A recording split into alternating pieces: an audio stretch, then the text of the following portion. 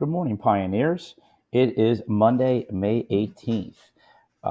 We are going to start today, guys, a new topic. It is called The Causes of the Civil War. And a couple of things I want you to understand about this as we go in, a theme or two. First of all, know this uh, the Civil War would not have happened without the institution of slavery.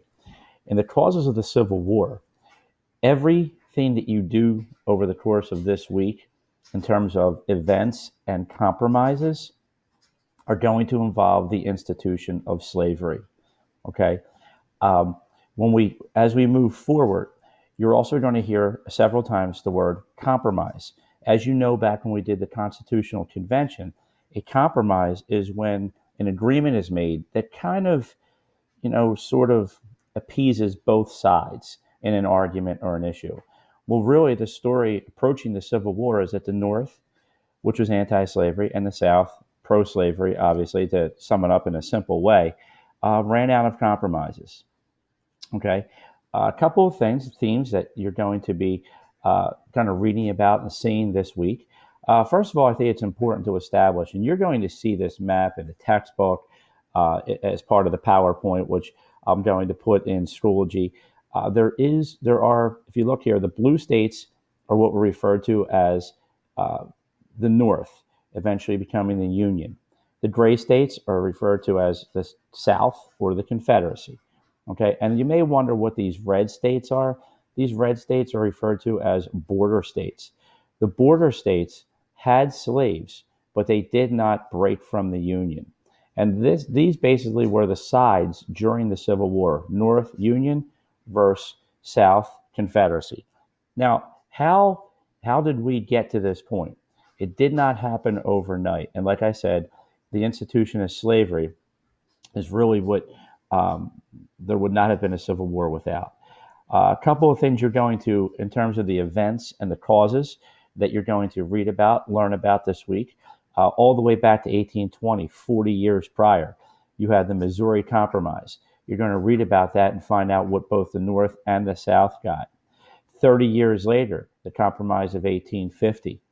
Okay. Same thing. What did the North get? What did the South get? That's sort of a theme developing here.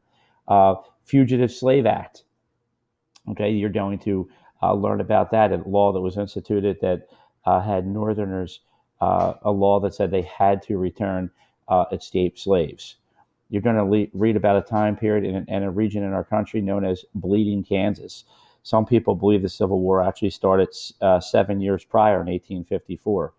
You're going to learn about the caning or beating of a senator, Charles Sumner, by a pro slavery senator, Preston Brooks, on the Senate floor.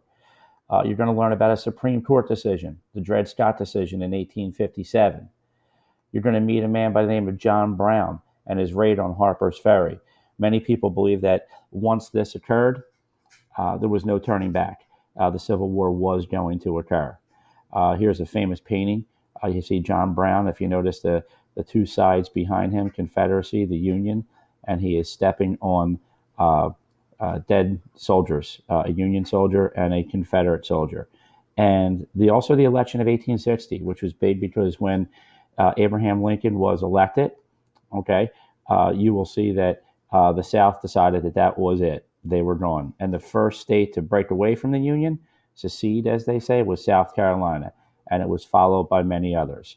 Uh, what you're going to see here, guys, is eventually that you're going to get two presidents: Abraham Lincoln, the president of the Union, the United States, and this man here is Jefferson Davis. He became the president of the Confederacy. More on these guys next week. Okay. How about the week in terms of what you'll be doing? Well, the task is kind of, there's one task Monday through Thursday, and that is to complete a Civil War, causes of the Civil War chart. If I show that to you guys here, you will see that the same things, the compromises, everything that we basically talked about are there, and there are uh, links that are embedded in there for you to watch.